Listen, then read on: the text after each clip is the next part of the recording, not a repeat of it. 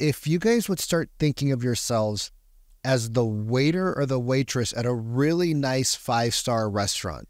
And when you walk into these really nice restaurants, right, the purpose of this is that we ask the waiter specific questions of what was inside those meals and plates. And he knew exactly what, he's like, this is this, this is this. And I said, well, is this cooked with this or that? He's like, you know what? Nobody's ever asked me that question. Let me go to the kitchen and find out. 30 seconds later, he found out it wasn't a big deal. And if we were to think of ourselves as a waiter or a waitress and we were doing customer service, right, like Nordstrom's, and we had to know everything about our market and we had to know everything about things that would help our consumer, our clients, our prospects, we would have a different mindset in the game. Hey, we should go find out XYZ. We should go find out all the different programs. They would have a lot more business and they would have a lot more fun. If I can wrap that all up into, we need to learn how to become more solution focused.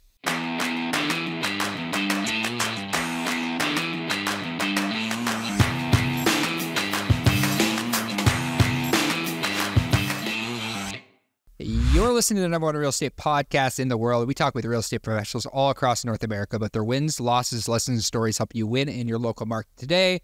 My name is Cody from Sheridan Street. I'm joined by Vikram Deol of the Real Estate Sales Academy. Over the last month, we have been in Medellin, and I am no longer in Medellin, Colombia. I'm back stateside, Marina Del Rey, California. All right. What's up? We're doing the Real event, Rise, in literally a couple weeks. So figured I'd come here with the girlfriend for a couple weeks, show around Marina Del Rey, where I lived for about a year.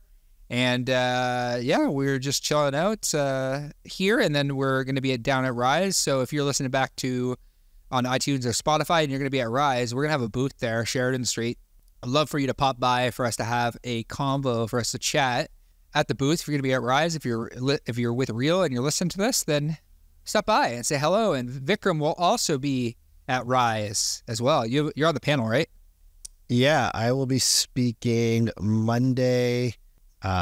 Whatever Monday is, I think it's the 23rd. And I will be on the panel with Tim Macy and Steve Olson, and we're gonna be talking about how to a couple other people there, Alex Baricki and one other guy that I don't remember, but not important. We're gonna be talking about sales, man. We're gonna talk about conversion in a new world and what's working, what's not working, and how to get more deals done.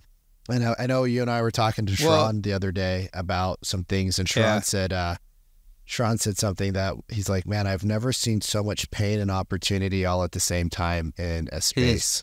Really interesting, eh? Pain and opportunity sitting like, and you know what's really interesting when you say pain and opportunity? Something that immediately went in my head was one of our mutual clients right now, who has 4,500 leads in their database. You're coaching them. Yeah, you're coaching Molly. Yeah, she's crushing it. And we are calling for Molly.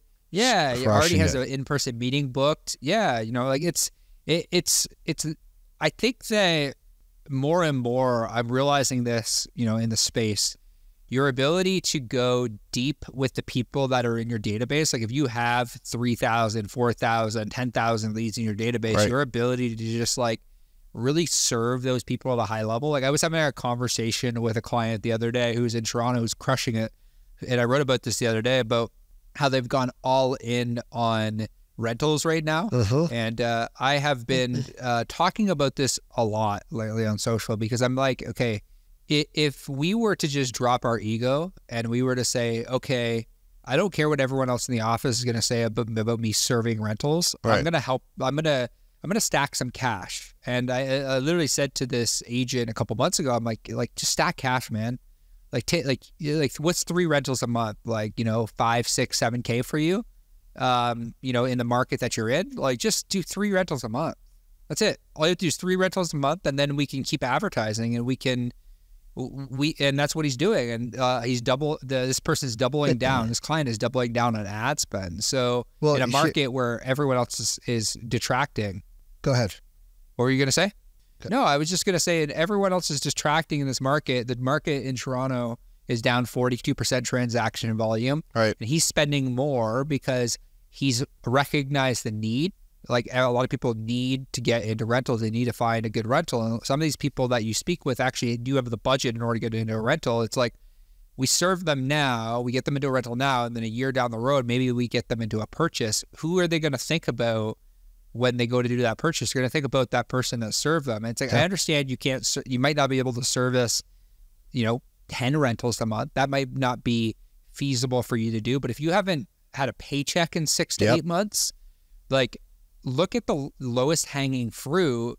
And it's like, rather than going to like people think if they're struggling in real estate, it's like, I might have to go get another job. It's like, why don't we just like try to serve the rental market, pick up the, $1,000, $2,000, $5,000, like $3,000 paycheck so that we can support ourselves, stay in the industry, weather the storm. And then when the market shifts again, you have the ability let's do this, man, because in order to win. We don't create motivation. Oh, actually, I know why my computer's slow. There we go. We don't find now buyers because we're advertising with you. We don't find now buyers because we're reactivating our database. We don't find now buyers because, we did an open house. We find now buyers because we ask better questions and we know how to create urgency. And so one of the things that we've been working a lot on inside of the Real Estate Sales Academy with our clients is, and it seems like every week it comes up again, because every week we're having the same challenge, right? We're getting beat up with, we want to wait. We're getting beat up with the interest rate. We're getting beat up with inventory. We're getting beat up with, we don't want to move out of our, place. But here's the thing. One is, I 100% agree with you. If you're struggling right now and you can get a rental, take the cash, and you never know when that person is going to turn into a buyer, right? You never know that if you sit down with them and you actually have an intelligent conversation, if they'll turn into a buyer. So one of the things, and I think it'd be really valuable because I shared this inside of the Real Broker Network, was how to use different language frameworks, right, to book more appointments. And this is the same framework that I've been using for 10 years. It's the same framework Sharon teaches around why don't we so that I. And so if you're sitting down with somebody, it's like, yeah, no worries, I can help you with the rental. Why don't we get a quick cup of coffee and just, so I can really understand what you guys are looking for before we go out and search properties. And the people are going to be like, okay, yeah, that's fine. So you sit down with them and it's like, so why are you guys looking to rent a property? And they're going to tell you, because there's no threat to you. You're a rental agent at their eyes. Like, you're not an agent looking for a big commission. And they're going to say something like, well, we don't have enough money, or the market's hot, or there's not enough inventory, or rates are really high. And then all you have to do is come with, disarm, humanize, isolate, solve, right? Disarm, humanize, isolate, solve, right? That's the objection handling framework. Disarm, humanize, isolate, solve, right? And what we need to do is we need to figure out, or how you phrase it is, isolate the problem. So when Cody says we're renting because the interest rates are really high, Cody didn't say we're renting because we wanted to rent. Cody didn't say we're renting because we don't have money to buy. Cody's not saying we are renting because it's our lifelong dream to be renters. Cody said we're renting because the interest rates are high. Now it's my job as the real estate agent to ask Cody the important question. What do you mean interest rates are high? Well, interest rates are almost 8%, 7%, right? And so if we were to buy a home now, we wouldn't be able to afford as much home as we would like. And if you go one layer deeper with that, well, I guess, like, let me just so that I'm clear, and then we'll go we'll check out some properties, and maybe I can give you maybe I can offer a different perspective before you sign your lease. But has anybody ever actually educated you on the difference between owning and renting? And they're probably going to say no. It's like, okay, so, when you rent a property, right, Cody, you're paying basically essentially like 100% interest. And they're like, well, I never really thought of that. And a lot of renters, believe it or not, don't think of the rent as 100% interest. And they're like, oh, well, that's kind of interesting. I've never thought of it like that. Yeah, and most people, that's why we always like to sit down and just make sure we're guiding you the right way, right? Like, We want to make sure you're making the best decision for your future, your family, your finances. Let me maybe share a different perspective, right? Rates right now are, let's say they're 8%, 7.5%, right? Yeah. Okay, well, if you rented a property at $3,500, that's 100% interest. So that means you're going to throw away 35 times 12. And I would ask them to pull out a calculator, and that's going to be something like $45,000. Like, oh, shit, that's crazy. Now, you know, like, just bear with me a second. If you're cool with that, like, it's only take a minute. And they're like, oh, yeah, no worries. If rates come down, right, let's say rates come down in the next 6 months to 6%. Would you guys want to be a buyer then? Well, yeah, we'd love to buy it if it's 5.5%, 6%. Okay, cool. And let's just say that you're stuck in a lease that you have to pay to break the lease, and that's going to cost you $7,000 to break the lease. They're like, oh, shit, I didn't think about that. Well, if you break the lease and you spend the $7,000, because it would be best if rates come down to get in early before everybody else, because what's going to happen as rates start to come down, are there going to be more buyers or less buyers in the market? Okay, and if there's more buyers, Cody, yeah. Right, I wouldn't keep saying Cody's name, obviously. That would be weird. But if there's more buyers, do you think prices are going to go up? Because there's probably other people in the marketplace just like you, right? So do you think prices are going to come up, or do you think prices are going to come down if there's more buyers and lower rates?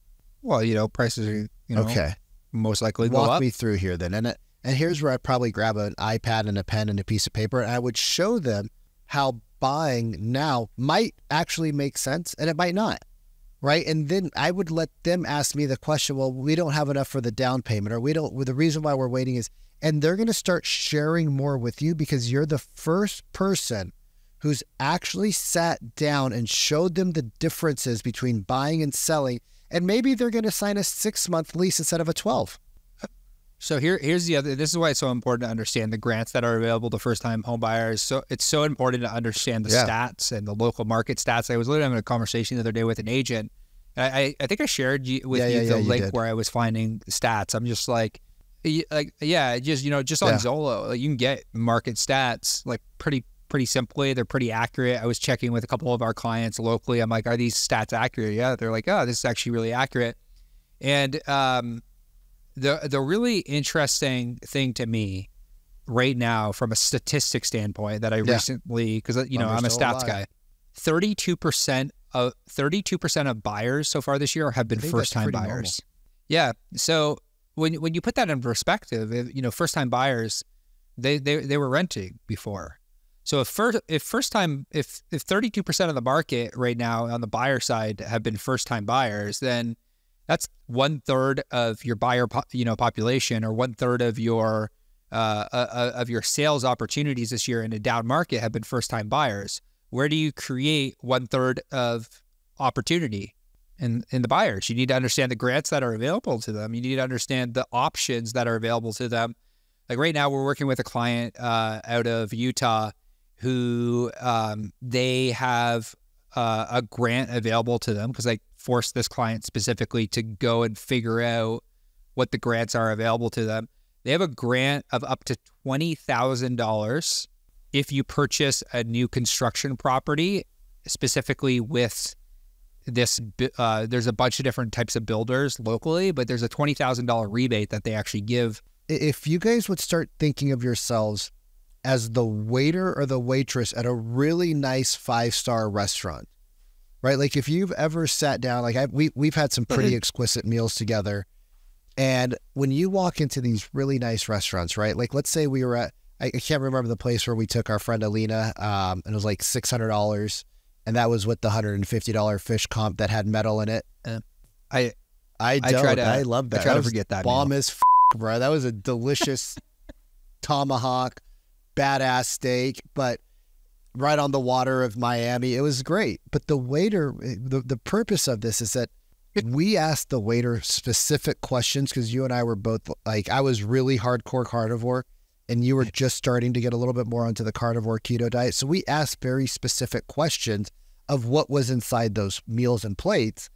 And he knew exactly what, he's like, this is this, this is this. And I said, well, is this cooked with this or that? He's like, you know what? Nobody's ever asked me that question. Let me go to the kitchen and find out. 30 seconds later, he found out it was it wasn't a big deal. And if we were to think of ourselves as a waiter or a waitress and we were doing customer service, right? Like Nordstrom's, and we had to know everything about our market and we had to know everything about, right, the consumer, things that would help our consumer, our clients, our prospects, we would have a different mindset in the game. And if more agents thought what you're thinking about, like, hey, we should go find out XYZ, we should go find out all the different programs, they would have a lot more business and they would have a lot more fun, because now they don't feel like they're having these shitty a lot of agents, when they come to us and we listen to their calls, they're like, I don't want to play my call. I'm like, why? I'm like, you talk to the people this way. Why wouldn't you want to hear it back? They're like, I'm so embarrassed. It's like, but you're talking to 40 people, 50 people, 80 people a week saying the same stuff. Like, well, it sucks. Yeah. Hey, what's up? If you're a real estate agent that is not converting at least 2 deals a month, join me inside the Real Estate Sales Academy, where I will teach you exactly what to say, how to say it, so that we prevent objections and we don't create sales resistance from our prospects. If you're not doing at least 2 deals a month, comment trial below, because I'm going to give you an opportunity to try our program before you buy it. You're going to get 3 live coaching calls with me, who sold over $250 million in real estate, millions of dollars of Cutco knives, for free, because I believe in try before you buy, proof over promise. See you inside, comment trial below. If I can wrap that all up into, we need to learn how to become more solution focused. If we can become solution focused, every buyer, every single conversation we have, if we can come up with a solution for them, it allows them to get the home they want. Because and this is like, and Sharon said this to you and I in a voice note a couple weeks ago. He said, the role of the buyer's agent, whether you like it or not, you can accept this or you cannot accept this. You can choose to be, say, hey, I'm going to wait for somebody to open the door, and that could be your decision to make. It's not going to work, unfortunately, especially in this market. But he said the role of a buyer's agent is to find the buyer the home they want at the price they want with the terms they want. And if you're a buyer's agent out there right now, or even if you're a listing agent, like a listing agent, same thing. Like, your job is to get the seller the terms they want. That is your role. Like your job. And like right now, going back to that before we switch gears, and I don't know if this is true or not, but I would assume it is, because it was on the Inman IG. I haven't had a chance to really peep into it, but they just created a rule because of all the lawsuits and the litigations where buyer's compensation is now in the MLS 0%. There is no longer a rule, and it's already changed in a lot of different places. And so, like, when we're talking to agents right now, like, I did a class on this 4 weeks ago, and I told my clients, right, about 20 or 30 clients in this call, that were live, we went an extra hour and a half on our call. I said, if you guys think that if you're a listing agent, it's easy to demonstrate value, because you've been forced over the last couple of decades to learn how to demonstrate value, right? You have to show your marketing, you have to show your past sales, you have to show, right? There's an easier way to reverse engineer and show your ability to create value for the consumer. But as a buyer's agent, right, and here's what a lot of buyer's agents would say, and they would say, and I heard it in my office, right? I heard it in my office, and this is what somebody told me when I was brand new. They're like, Vic, just tell the buyer that it makes sense to use an agent like you, because you're being paid for out of the listing agent's commission. Like, the listing agent is actually paying your fee. And I was like, that doesn't make any sense. Like, what? I'm saying that basically use me because I'm no good and I'm free. I was like, no, I want to say use me because I have an ability to create relationships with the listing agent, right? And my ability to create a listing with a relationship with the listing agent actually allows our offer to get looked at, even if it's not the best offer, right? We've won so many offers, bro, that weren't the best because of the relationship with the agent, because the agent knew that I sat down with my clients. The agent knew that if we wrote an offer, we had done our due diligence. Because the one thing I don't want to do as an agent, I don't want to get a week away from closing after spending 60, 70, 80, 90, 100 hours on this file showing property, and then you get a week away from closing, right, And there was this guy that posted something recently in one of the forums. He says, my lender screwed this deal up by not informing the client not to go on a buying spree, and by not getting the documents not forcing them to get the documents in. And I said, bro, it wasn't the lender. It was you. It was you. He's like, well, I educated them 3 months ago. And I was like, and you think they're going to like you should have told them the minute they wrote their, it doesn't matter. Here's the kicker, brother. Yeah. They had $25,000 earnest money that they lost because I said, okay, fine. The lender screwed up. Okay, fine. The lender screwed up. Blame the lender. Okay, fine. But you still had a responsibility to protect that earnest money. So if they didn't have their documents in for financing, right? If they were falling behind and you knew they were coming up against the contingency timelines, right? You could have backed them out on the inspection when they were doing, like when they just kind of started ghosting the lender. You could say, hey guys, you don't have your paperwork in order.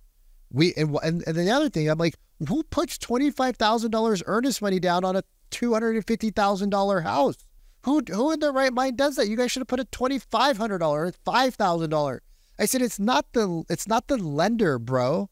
It was you. And I called him out because, when you guys are out there representing people, these people trust you, not the lender. You are their doctor. You are their primary care doctor. Yeah. They are going to come to you after they go talk to the surgeon, and the surgeon says, hey, you have cancer. You need to do X. They're going to talk to you as the primary care doctor, and you have to be there to guide them. And he failed them, and he wanted to blame other people. And I was like, dude, you're an ass wipe that fuck these people. We're not supposed to swear. We're working hard to not make me swear. But I was so angry, bro, because that family lost their whole life savings because this agent was negligent. He was not the waiter. He did not check on the food. He did not check on the order. He did not come and refill their glasses. He did not make sure that they were okay. You guys, we are customer service and we are sales. I think that where that kind of wraps everything up is into the word advisor. Like if you were to look at if you were to meet with a financial planner, the financial planner is going to advise you based on like, okay, hey, if we do this investment's a little bit riskier. And it's like I remember meeting with my accountant for the first time, who's actually going to be on the podcast later today. And I remember like, I'm so excited. We had Mr. Bob Gover later today. And, and I remember him telling me like, he would tell me consistently, he's like, yeah, like keep money inside your corporation. Otherwise you're going to pay taxes. And I didn't listen to him. And ultimately it was on me, but he told me and he guided me and like, and in the future have been able to make better, decisions. But when you look at yourself as an advisor, it changes the role that you play on a day in and day out basis for your clients. And we do have to wrap up here. And I want to wrap up with this one final thought that, if you are a team lead and you there's a lot of team leads that are so great at being the advisor for their clients that they would really benefit from sitting down and having that conversation with people on their team to get them to buy into that mentality that you are a representative, you are an advisor for our clients. And even that, I find that like I had a conversation the other day with one of my clients because now I'm doing a lot more one-on-ones with some of our clients, just based on some of the transition that's happening within our company. And I had a one-on-one with a couple of our clients, and I said that to them. Like I'm like, you're an advisor. If you can just shift your mindset towards I'm an advisor, I'm a coach for these people, man, your bank account will change, your relationship with your clients will change.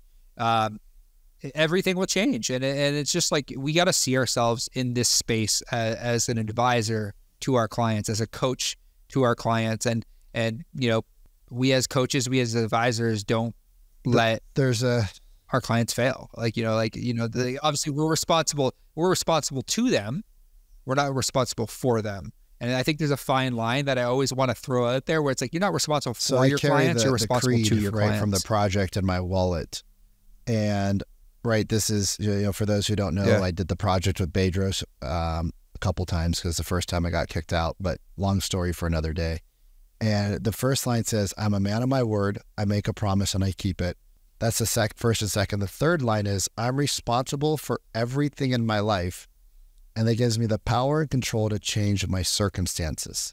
And I remember my uncle used to telling me this. I remember hearing Tom Bilyeu say this. He said, you know, if I buy a house and that house happens to be under an airline, what do they call it? A pathway. And that pathway one day, an engine falls off of an airplane.